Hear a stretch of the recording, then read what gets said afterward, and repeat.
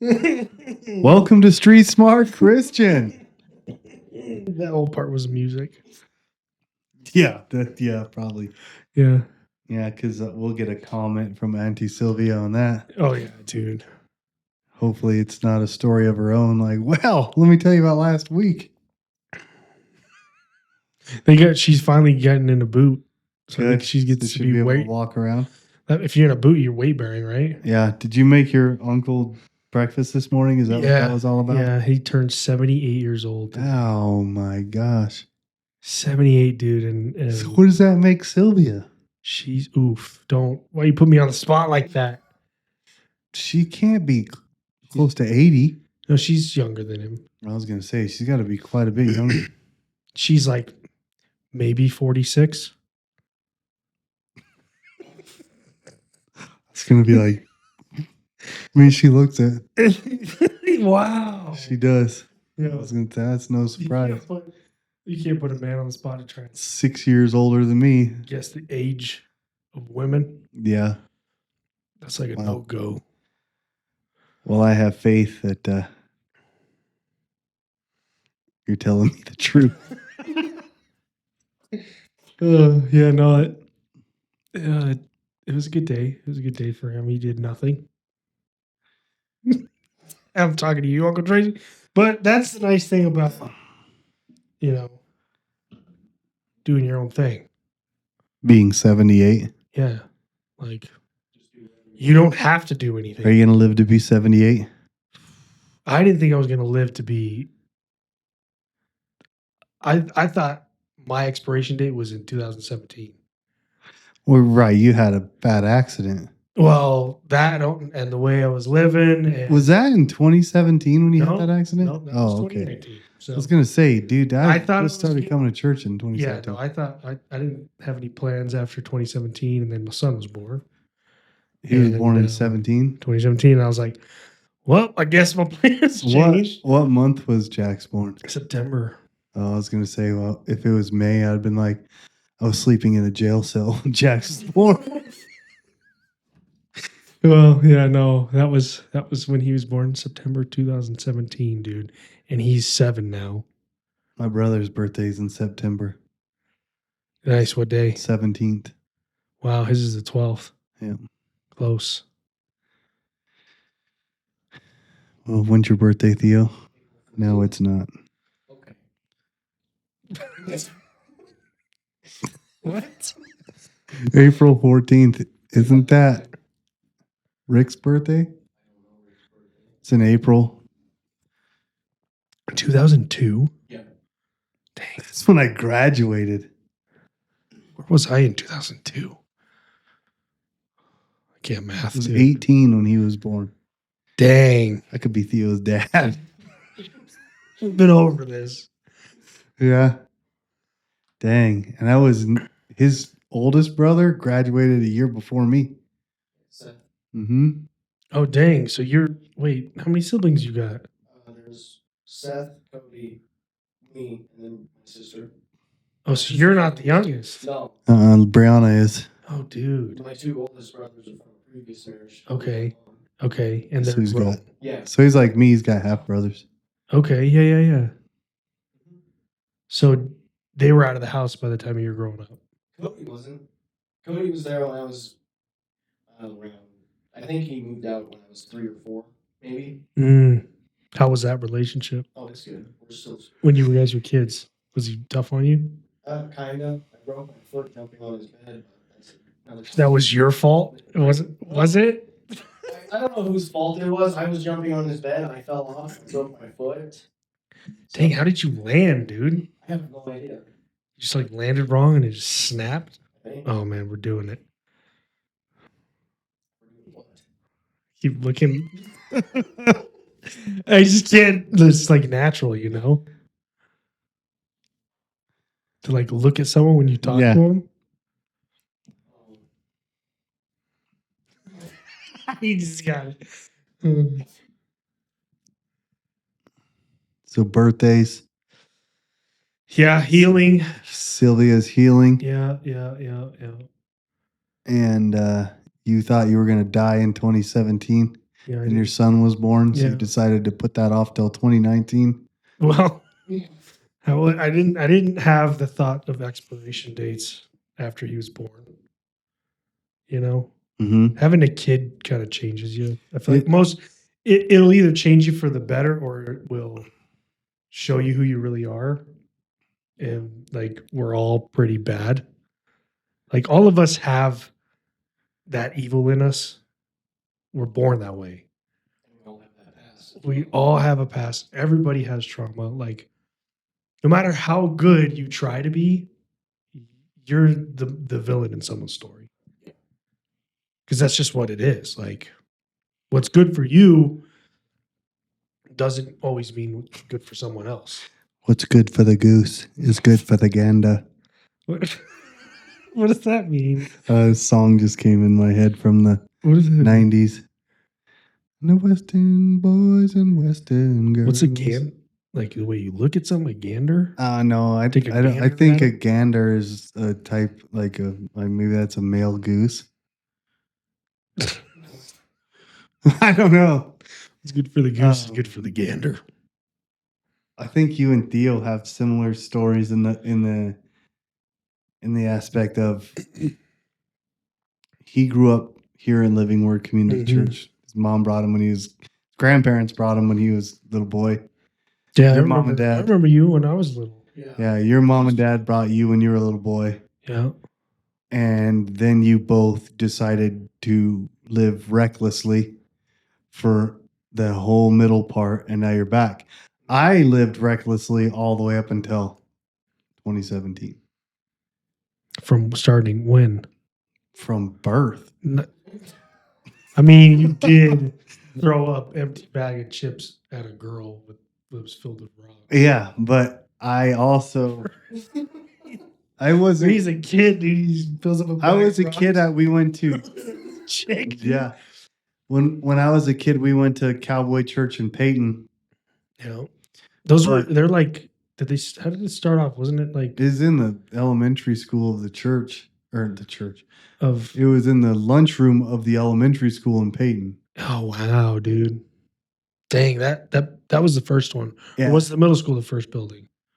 The old middle school had That's the- where I went. yeah. I went to first grade when it was kindergarten through 12th grade So in the you same were building. you in the haunted wing? I don't know what the haunted wing is. Like the very beginning of Peyton School? I guess. Like it's the oldest part of it. All right. I was in all of the classrooms that were in that building. Yeah, the original Peyton High School is K through preschool through 12th grade. Oh, really? Yeah, I started first grade in that old school building. My brother Cody, he was the last class to graduate out of that school before they opened the The elementary other school. the elementary. schools.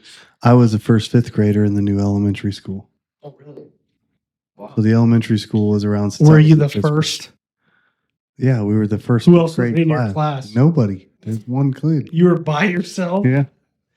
Were you the teacher? Yeah.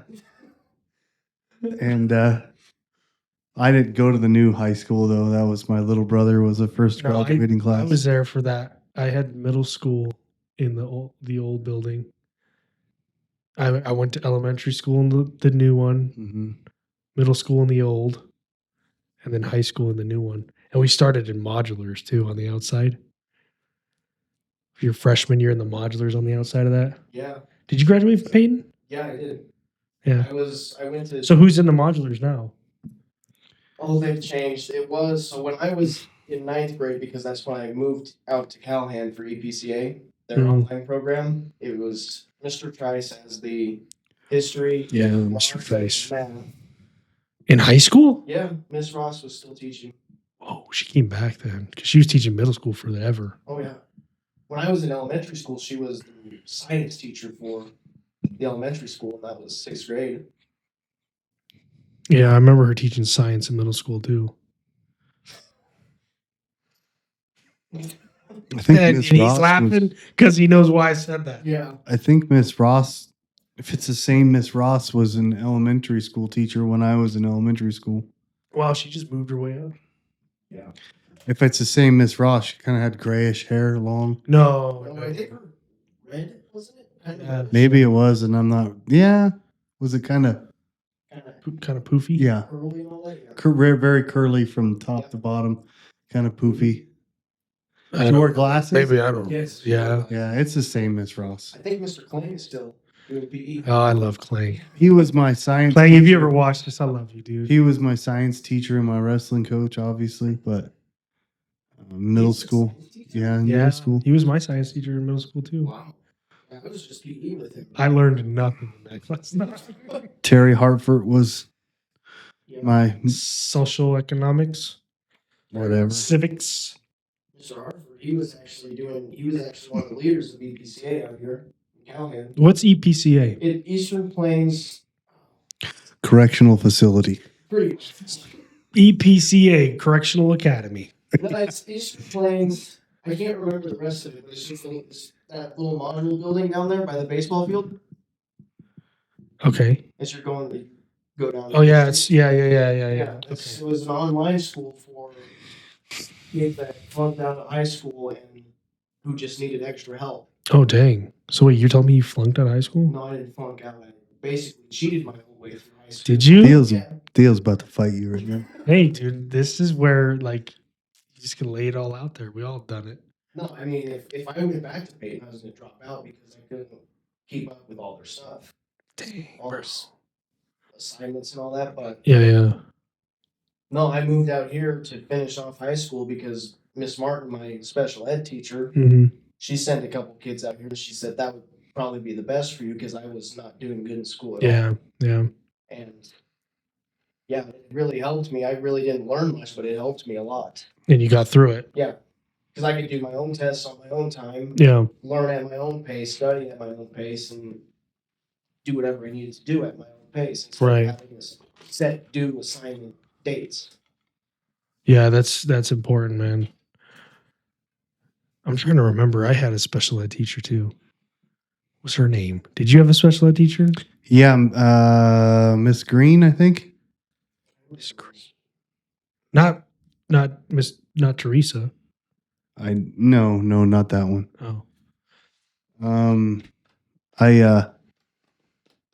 We only did so much special ed, but I flunked that. So then, Yeah, you didn't finish high school. so they made a whole new program called Peyton Alternative Learning, and that's where I really excelled.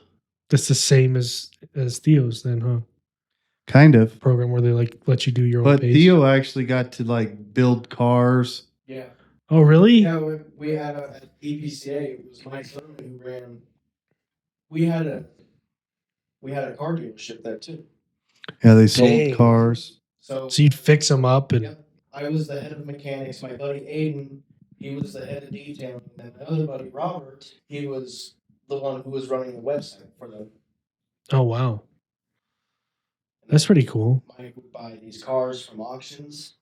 He'd bring them in if they were broke down and fix them up. Aiden would clean them, and Robert would post them on the website.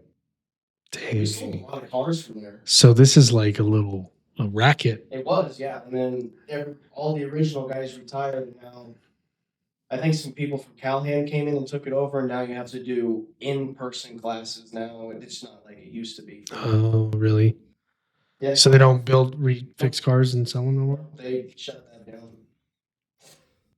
Probably because it was child labor laws. I don't know. No, we got credit for it. Wow. My teachers someone to me. See, there's something to that though, because the way that the school system is run is wrong, I think. Oh yeah. Like kids aren't meant to sit and stare at a screen all day and do as you're told. Like it's just I don't know. It needs to be more hands-on learning. Exactly. For boys at least. For Yeah. boys, they need like the stimulation of building things or like Doing something. doing something that engages not only your brain but your hands as well. And makes you think. Yeah, Actually dude. logically And think. and like fundamentals to living life. Like half the stuff you get taught in school, you're not going to use unless you get into a field of work that requires you to do that. Yeah. You know, like half the math I was taught. That was my biggest struggle was math because Mine too. like Math and science were my biggest ones. yeah, I didn't get far in math because I just like I kept having to retake it. So I did algebra like 5 times. Oh, really? Wow. So I was great at that, but everything else, geometry, I was fine at. Never made it to calculus. I only graduated high school because of sports, because you had to have a passing grade to play. The answers to my finals. So Really? What Mike Thurman, we would sit down and kind of like. is he still a teacher? Because he ain't anymore. No, he went back to Florida. Yeah. Well, you're not teaching in Florida. While We can beep his name out. Do what? We can beep his name out. While he was doing EBCA, he actually was running sleep labs down in Florida. What kind of labs? Sleep labs. I was like, bro, you're really gonna get this guy wanted by the FBI. No, it was those sleep apnea. Okay. Yeah. Sleep apnea, and That's legit. Yeah. I can't remember what else he said he did, but his biggest thing was sleep apnea. So he's like doing studies on trying to help people with Yeah, sleeping apnea, problems, and insomnia. yeah. And I don't know how he got roped into teaching and all that, but Wow. He was a good teacher, huh? oh yeah, he was a Meaning great he just teacher. gave you the answers. That was my last year, but other than that, Is that why you say he's a good teacher? Because he just gave you the answers? no, throughout my whole high school year before I became a senior, he was always there helping the kids. Yeah, that's He cool. would sit down and be like, "Okay, you need to do this, this, and this." He'd like spell it out plainly. And help you get the answers before he ever gave them to you. Yeah. Okay. Yeah, he would help you. He would troubleshoot and find the problem with you before. Yeah. No, that's cool. All the teachers were like that. Even Mr. Hartford was like that too. Yeah, Mr. Harvard was like that. He was a good teacher. You didn't always agree with him. No. He'd get mad. But same with like Clayton rarely got mad. But when he got mad, Yeah. And you're like, oh, we messed up. You know? Yeah. What are you doing on their laptop there, bud? Well, that's it for today's podcast. If you guys, as far as you can remember, I know being kids in church, it's kind of you do whatever you're told and whatever your parents kind of direct you in that direction. But did you guys always have faith, and when did you start realizing what real faith is? Like, when did you grasp an understanding of what faith is? Was it not until after you were born again? I mean, you guys all accepted Christ at a young age. So did I. And Yeah, we all did, huh? Yeah. And there's people that, you can't lose your salvation. I believe in that. Some people will disagree with me. Some people will argue, like, I think Anglican churches they believe that you can lose your salvation. I don't know if Catholic churches believe you can lose your salvation. Yeah, I had a conversation But about I that. believe They say there's certain things that right. cause you to. Once saved, Mortal always saved. I mean, that's different. But, I mean, a mortal sin would be blaspheming the Holy Spirit. Well, they say like a mortal sin is like masturbation. Masturbation. Bleep that out. It's Somehow masturbation. sounded way worse than what the word is. But he said to me that if you masturbate or look at pornography and you don't go to confession, you're going to hell or you're going to purgatory. Purgatory, probably, because Purgatory. that's the in between place where you get another opportunity to be saved. Yeah, but you're dead. Yeah, well, your spirit goes into purgatory instead of directly to heaven. So that totally defeats the absent from the body, present with the Lord. Yeah. I mean, it should say absent from the body in a holding place until you figure it out. Yeah, right. But that's either here and over there. We're not going to split hairs with the Catholics on this episode, but we love you guys. But to have faith, I mean, we always knew. I mean, obviously, we're all born and get ingrained in us faith. We all have faith.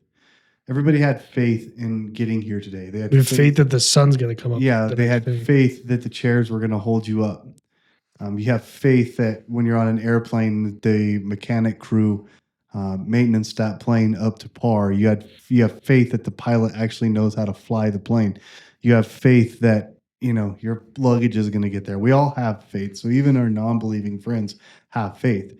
So, which is pretty cool that when you think of it like that, and you get to your non-believing friends and the discussion of, you guys are these faith, blah blah blah. Well, you have faith too. We all have faith. It's Yeah. impossible not to have faith in something. Right. The difference is we have the kind of faith that's in Hebrews 11:1.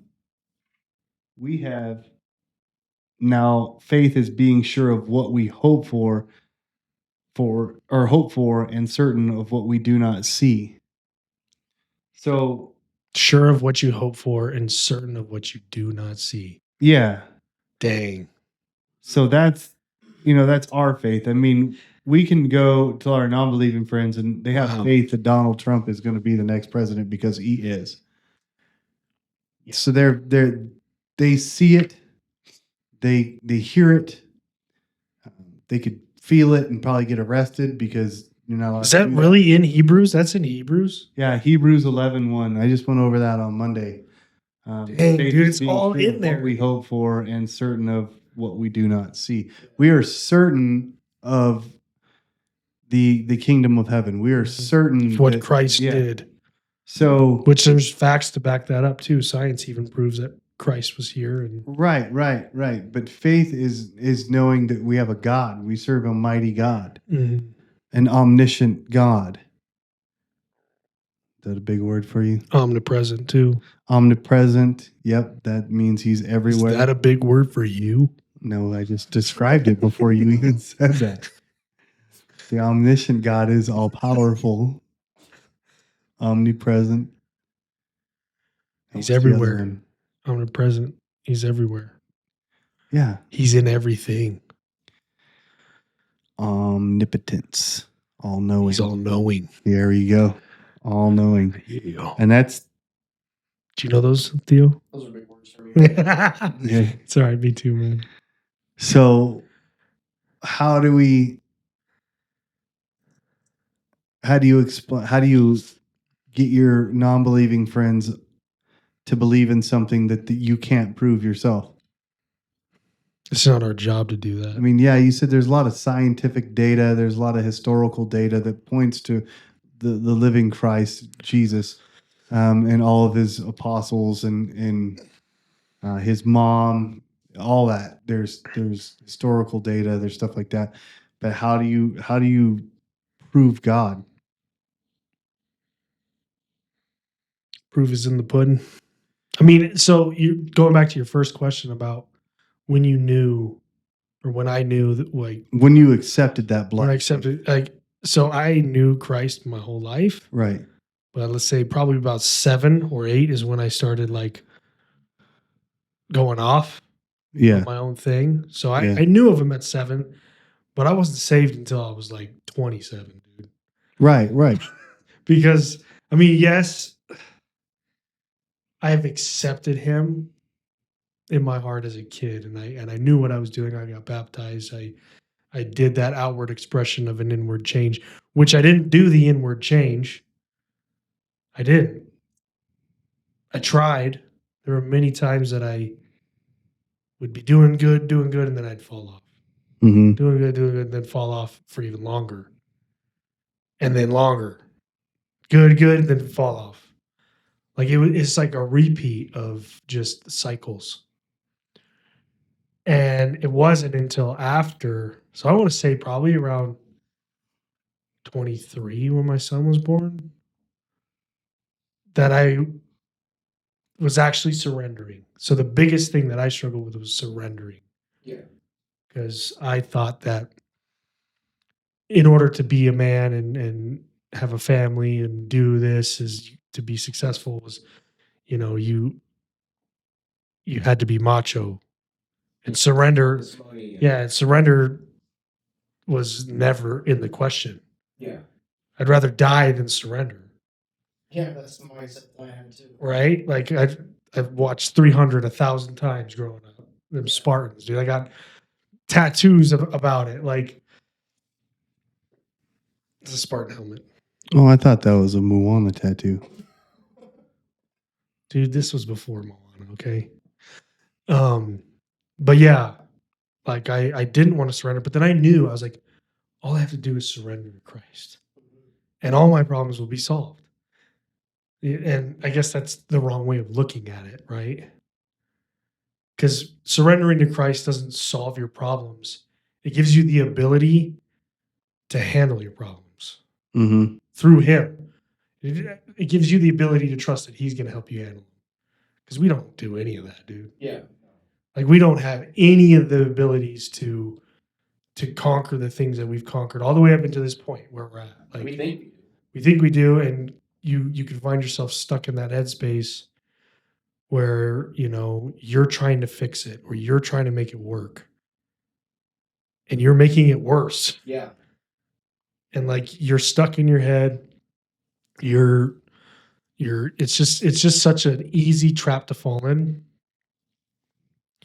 And yeah, I mean there were no real changes in my life. Yes, I was a lukewarm Christian for all those years since I was a child until my 20s. Where yeah, I gave glory to Christ and I said that I believed in Him, but I did not follow Him. Yeah. You know what I mean? No, I know exactly what you mean because I was the same way. Yeah. Until I rededicated my life. I was never baptized, which I'm getting ready to. I talked to Pastor Rick about that last Oh, time. nice. Did you? Yeah. And no, I know exactly what you're saying, what you went through. Yeah. Because I said that I believed in Christ, but I never followed through and followed. Yeah, we say it, but we don't act it. But you knew about it. Yeah, very young. So, Extremely young age. well, then how I accepted. Yeah. how then do you respond to this verse? For if we sin willfully, after that we have received the knowledge. After that we have received the knowledge of the truth. There remaineth no more sacrifice for sins. Whoa. Why is this in Old English?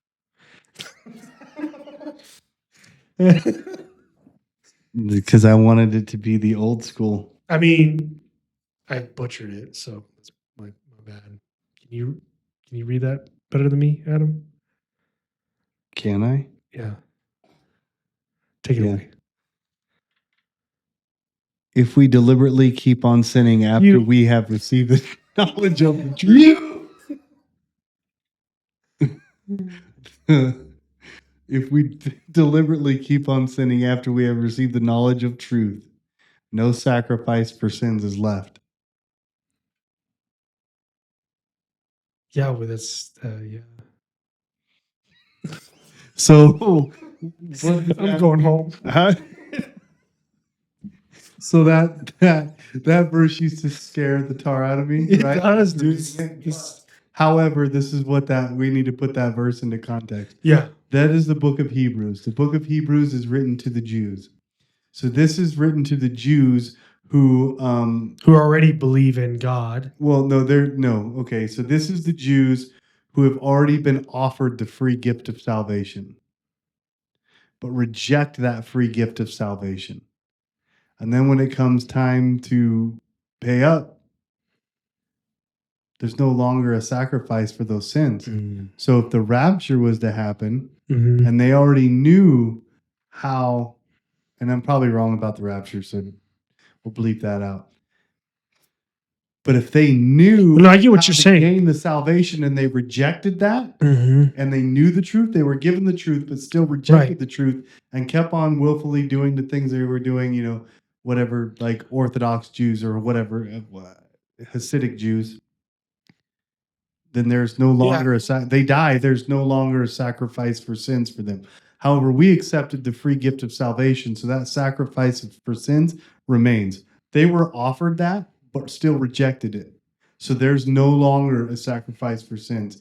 So they think that they're good by whatever they do to cleanse their sins, but the sacrifice for sins is no longer for them. That's what that means. Yeah. But still, by reading that verse and we keep on doing what we're doing, it's a scary. I mean, Well, yeah, but you're right too, because you said the rapture. right. And that's where, you know, the chosen ones will Well, stay during behind. the rapture, yeah, They'll during stay behind, and but God still gives the opportunity to again. receive Christ, and if you So still there you go, and that's kind of a comparison to like purgatory, but right, so if and at that time you still refuse the free gift of salvation through Jesus Christ, there is no longer a sacrifice. It no longer applies to you no more. So, he double hockey sticks for you. Yeah, I it's mean- pretty insane.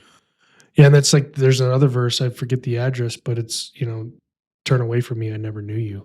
Yeah, Like boom. That one- that You're one like, really scares me. that hurts, dude. What do you know? Remember that verse address, Adam? You looking for it? no, I wasn't looking for that one because I don't pay attention to usually what you say. Yeah, we know. But yeah, I mean, Matthew? I think it is. Who says it to us in the book? Yeah.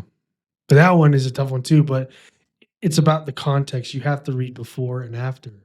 If you cherry pick verses, yeah, you can make them fit your narrative or you can make them fit your religion, you know, and that's kind of why I think I even with non-denominational, it's still technically a denomination.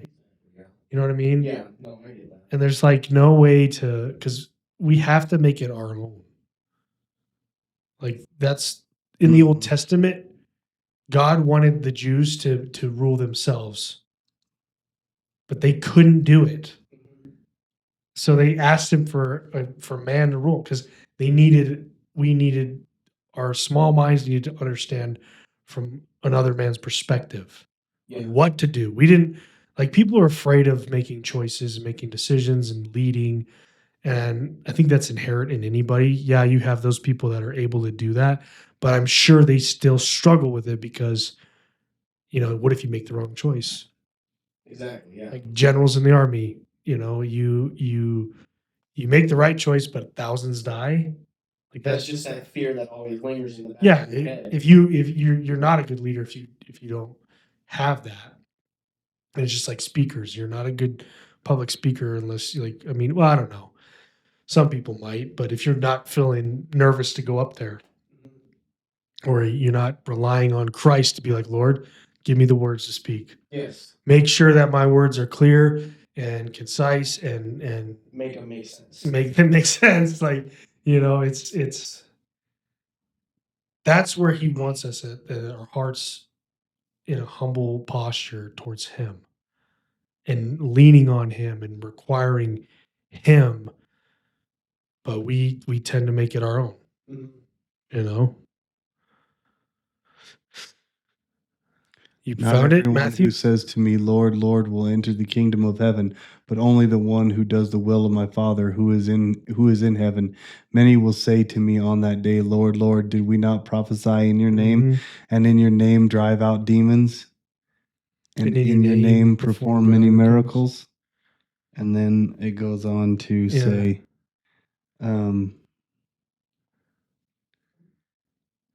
and then I will declare to them, I never knew you. Depart from me, you who practice lawlessness. Yes, dude. That was Matthew. You're right, dude. Nice.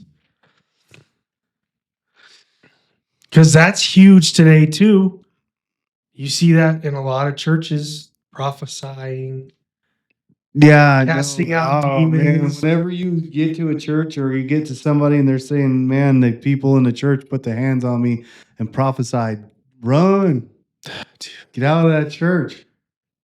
It's not as on a stage as I think humans like to put it. Yeah. No. You know, we like to put it on a stage, and yes, we're called to share the gospel, but that's not the gospel. No, Those it's not. Those are works. Those are acts. Yeah.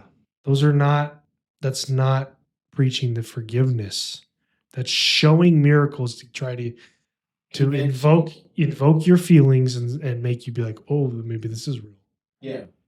Instead of standing on the word of God and Christ as the cornerstone. Like he is all you need to take off with the gospel.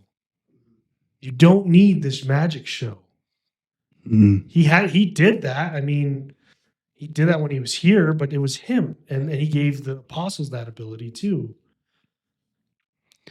So you think it's our responsibility then to um, spread the gospel and preach the good message and evangelize to our non-believing friends so that they too can have the same kind of faith that we have? Mm-hmm. Because I mean, it was Great put to me in Commission. this example like this: if we're on an airplane and you're sitting next to your non-believing friend, we both have the faith that the plane has been maintenanced, and we both have faith that the pilot can fly the plane. Get to where we're going. Here's the difference: when that plane takes off, and most people don't like the takeoff or the landing of the plane. Or let's put it this way, we're in the air and we hit really bad turbulence in some air pockets. So you fear that plane's just shaking and it's dropping and people are getting nervous and the seatbelt sign comes on and you look And over the at airbags. you look over at your buddy and the man, he's really white knuckling that seat and he's just, oh my God, oh please, I got to get where I need to go. We may not make it. We may not make it. Meanwhile, you're sitting there going, if we don't make it, I'll get there Lord. first. Is this it? Are we going home? Yeah. You have faith that if that plane crashes, you're going to be immediately in the presence of your Lord and Savior Jesus Christ. Meanwhile, the guy sitting next to you has no idea what's going to happen. He's going to die in a fiery crash and he's not going to get home to his family. And now, granted, that stuff's all going to go through your head too, but you have faith that you're going to be in the presence of the Lord immediately if that plane crashes. And your other buddy has got just white knuckling that seat while you're just kind of, hey, I'm about to go home meet Jesus. Is it going to be fun? No, but it's, you know what I'm talking about? And so I mean, you hope that that's where you. that's how much faith we faith got to is at, have. yeah. Yeah, you got to have faith in that.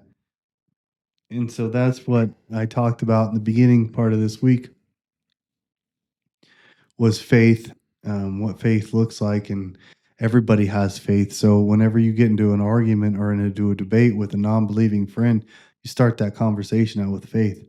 We already have that. It's already been It's ingrained in our DNA yeah. because God put it there. And then you listen to him go, oh, whoa, no. Mm-hmm. The other thing I wanted to talk about was Luke 9:23. See if I got that right. Luke 9. I think that one thing, just to hit back on the faith, like Jesus told the disciples, like, you can move a mountain with just a mustard seed of faith. Yes. True faith. Yes. Mustard seeds are super small. I mean, look at the faith that was it Peter when he walked on water too. Yeah.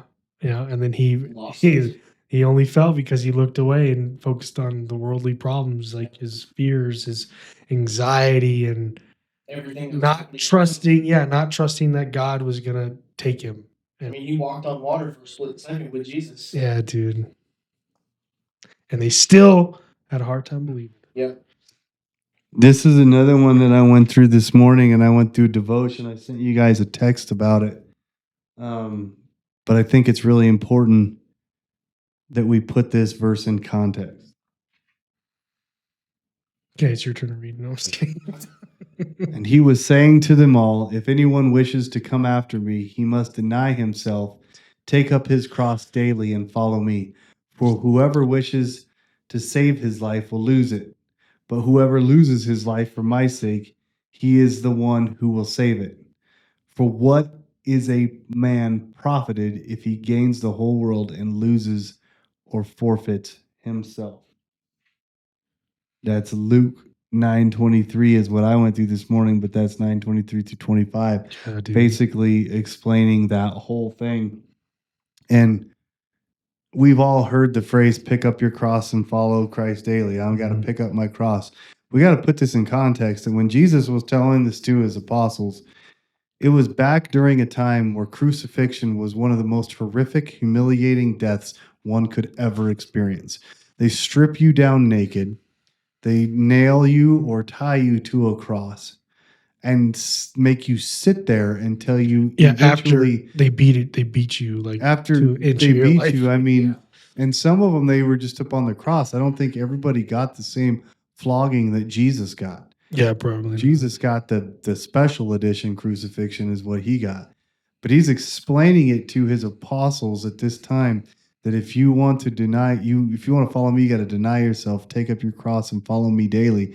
And they're thinking, why in the world would I do that? This is like, this wasn't fun. This wasn't the cross that's around the rap singer's neck, Mhm. during the VMAs. Jesus piece. This was a cross that signified one of the most horrific deaths one could ever experience. I explained this in a video earlier today that in some cases when they nailed their wrists to the cross, and you would push yourself up because you couldn't, it was too heavy, Breathe. Yeah. and so they would come by and break your legs, Mhm. so you couldn't push yourself up anymore, and you would eventually Like die from suffocate, did it? asphyxiation. Mhm. Yeah, and so. Mm.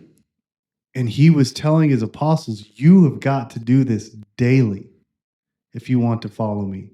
So he wasn't saying, put the cross around your neck, put a bunch of diamonds in it. Whenever something good happens, kiss it. No, he was telling us, he was telling his apostles to pick up this cross. It's going to be hell on earth. You're going to stand in the gates of hell and you're going to pull this cross every single day. But for us believers, that cross signifies victory. Mhm. It signifies victory. However, it's a reminder that not every day you pull that cross is going to be sunshine and rainbows. But if you take up your cross and you take it with you daily, you show it to Satan every single day that you're taking a cross of victory.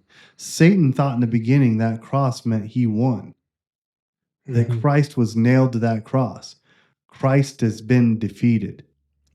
He was wrongfully, he was mistaken when Christ rose from the dead. Yeah. He looked up to the heavens. Which is crazy to think because Christ rose Lazarus. Right. Lazarus. Lazarus. Lazarus. Lazarus. From the dead, like before. Like he foreshadowed what he was gonna do. Right, for sure. The Old Testament foreshadowed what he was gonna do. Right. Which is crazy to me. So when he was defeated and he took on that punishment that we all deserved on that cross, now we are to take up our crosses daily and follow Jesus.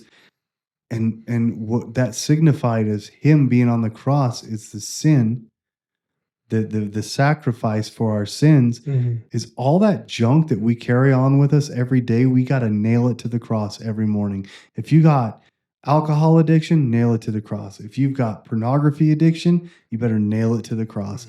And you got any kind of addiction, drug addiction, nail it to that cross. Pick it up. food addiction. Does that mean that it's going to be easy? No, it's not going to be easy. It's going to be quite difficult. But it wasn't easy for Christ to pull that cross up onto up that hill and be nailed to it after he was beaten to half to death. But we should carry that cross with honor because he gave it to us to nail all of our junk to that cross. And I don't think as believers we do that enough. You got football players, you got rap artists, you got any kind of music industry artists, you got people in Hollywood, you got crosses on people's windows of their cars, their bumper stickers, their everything. Got a cross on my back. And they think that just talks about all love. Well, it is love, but if we don't pick that cross up daily and take it with us and nail everything to it, then it's all contradictory to what happened. If you got a rap artist with a diamond encrusted cross on his neck and he's rapping about things contradictory to the Bible, that defeats the whole purpose of the cross. Yeah. The cross wasn't there so that we could continue to be idiots. The cross was there to remind us that punishment was taken for us. So pick it up and take it daily. Nail your sins to that cross. Yeah. And move nail the daily. flesh, dude. Nail But your we don't flesh. do that. We think of the cross as, oh yeah, that was our victory, but we can still be stupid. So we're only going to bring out the cross when we need it. He didn't say, "Hey, pick up your cross when you're having a bad day and follow me." He said, "Pick up your cross daily and follow me Mhm. if you want to follow me." Yeah. So how are we, you know, how do we call ourselves followers of Christ if we're not willing to pick up our cross daily?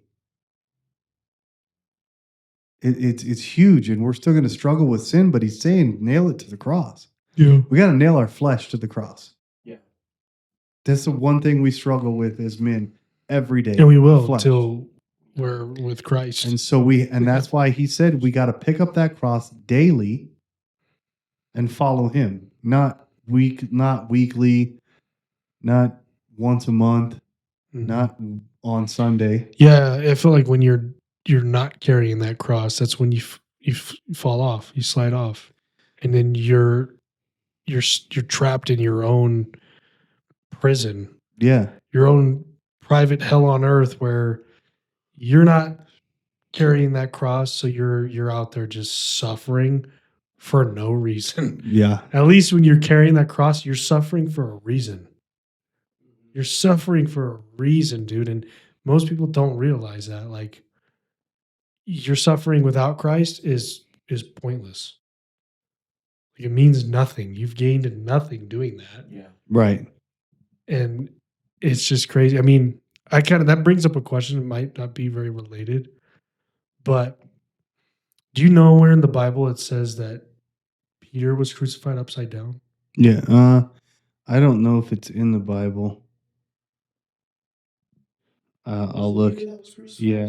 Yeah. Yeah, because he didn't want to. I mean, that's what we Yeah, all know. He didn't want to be crucified like Jesus. He didn't.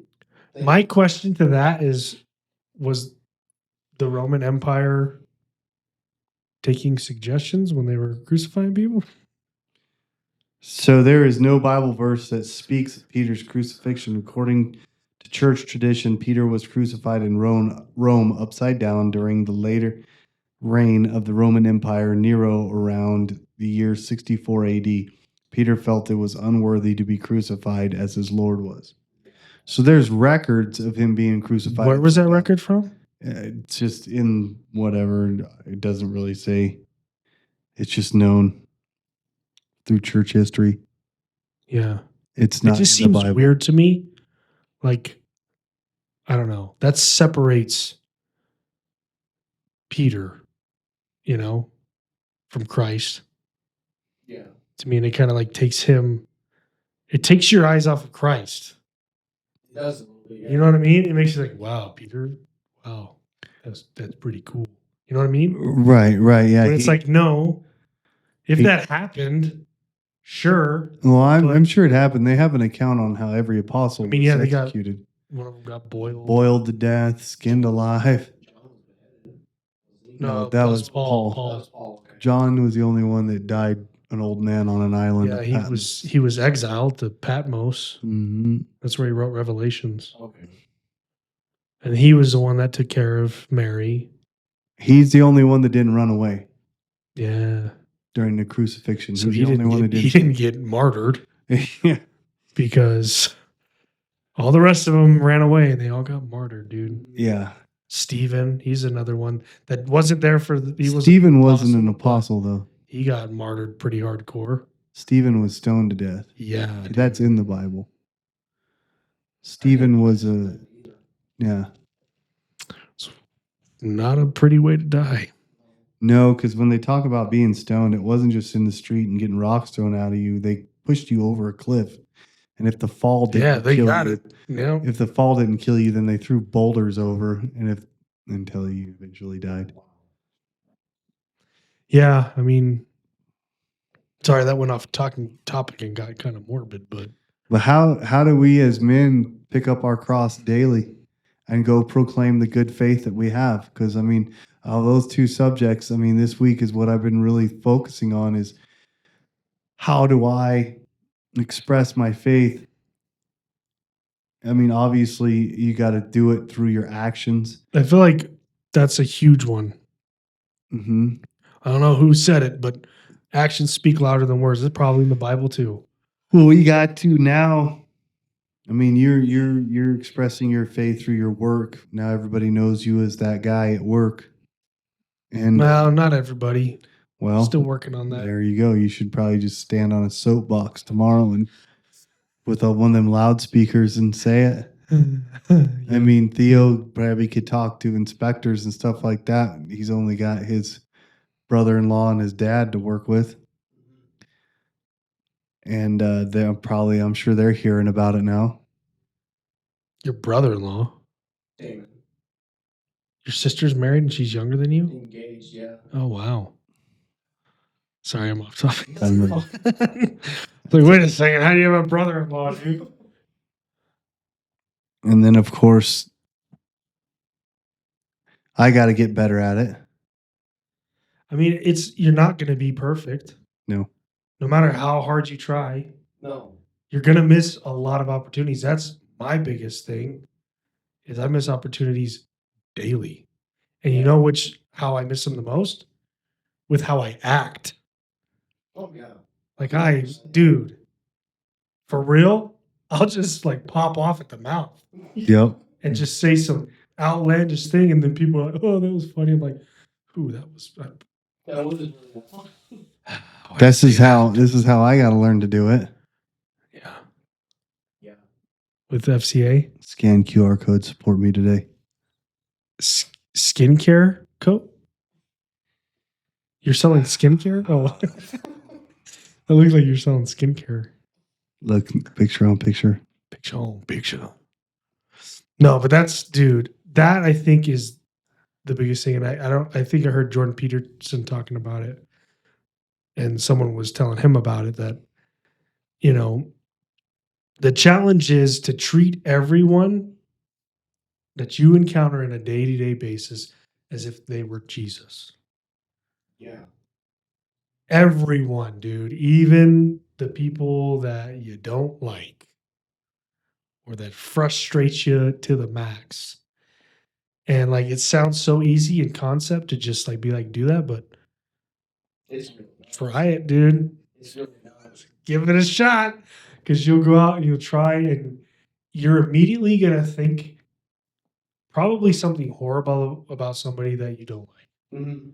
You're gonna look at them like, hey, dummy. Hey, that dude is Jordan Peterson. smart, man. He still has, there's certain things that, I may not agree with, but I would like to meet that man. Oh, yeah.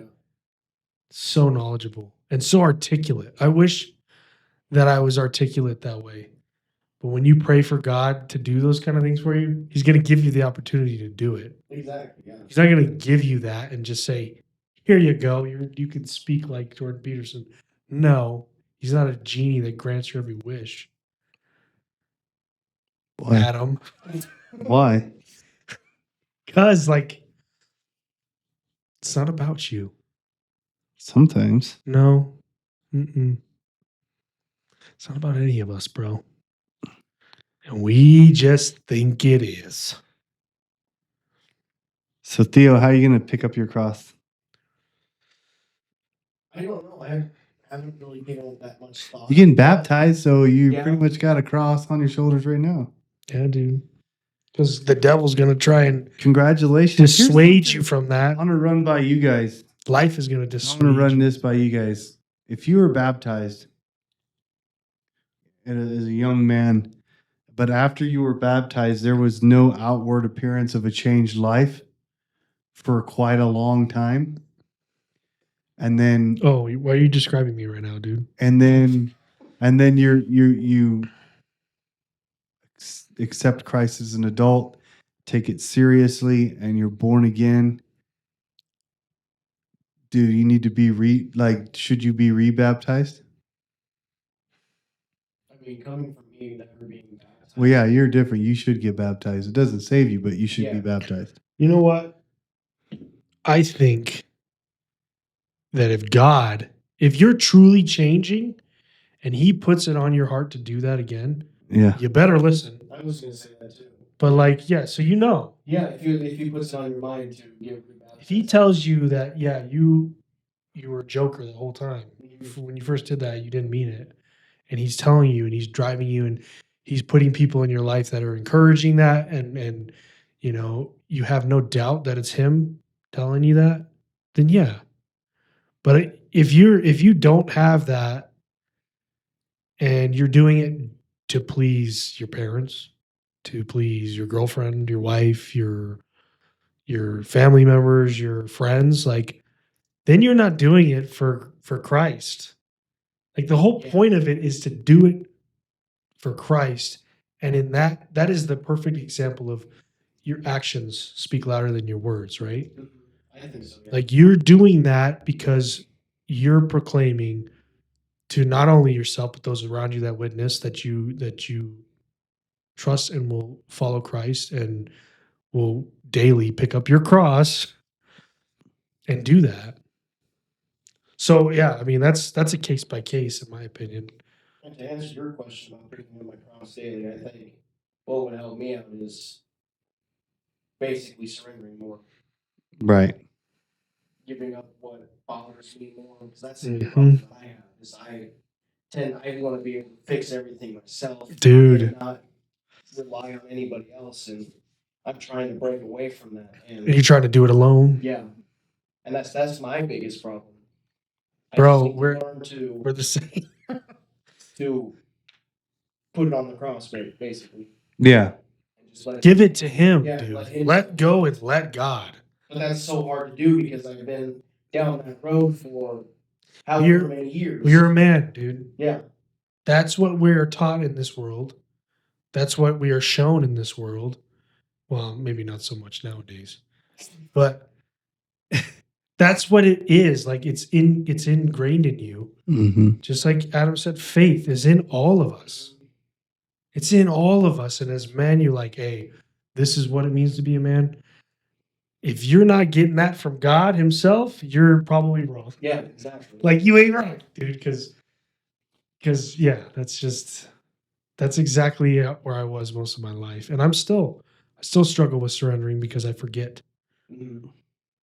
It's easy to fall back in. I forget, dude. I'm into like, that mindset. yeah.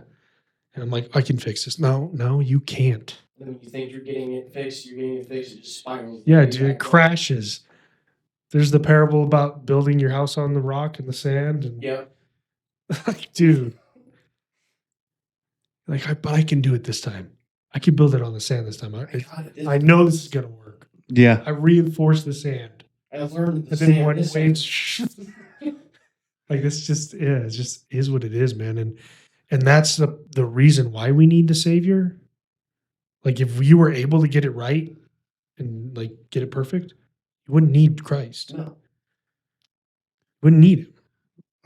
We can't get it right. We need forgiveness daily because your thoughts, even Christ told us that your thoughts condemn you. Mm-hmm. And I have a hard time capturing those thoughts a lot of the time. That's a really hard one. Try to stop thinking the way you're thinking in the moment. Try to stop that, dude. It's almost impossible. Dude, and then you start, and then it spirals, and you're like trying to stop it, and then you start thinking about something else.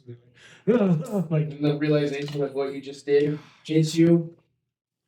yeah. And it's just, yeah, it can become a mess, and you can only do it with Christ. Wow. Chug. I can't. It's still too cold. No, I already opened it. Yeah, I mean, pick up your cross. Pick up your cross, fellas. That's all we can do. And it may be different for everybody on what that means, ladies and gentlemen. Yeah. Like women it's a room of 3 dudes, okay? We're not going to give the best advice on what women should do, what that looks like for women on picking up their cross. But for a man, Surrender. actions speak louder than words. Surrender. Like, if you're out there puffing your chest like you're macho man, you're not. No. You're not. And that's not what being a man is about. And I'm guilty of it with my son too. Like I push him into stuff and got him in wrestling and all these combat sports. And, you know, that's what they foster in those things is just, I don't know.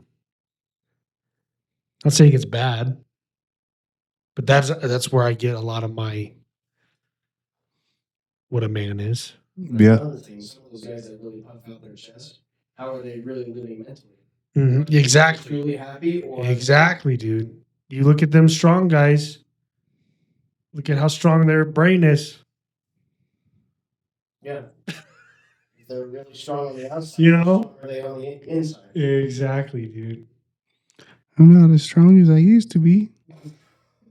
Not as good as I once was, but I'm as good once as I ever was. There you go. There you go. Well, fellas, I think what we need to take away this week is to express our faith, share our faith a lot more this week. Yeah, try to capture those opportunities. Right? capture those opportunities and pick up your cross if you're going to follow him daily. Yeah. But you can't just do it. If you're going to talk about it, You gotta be about it. yeah.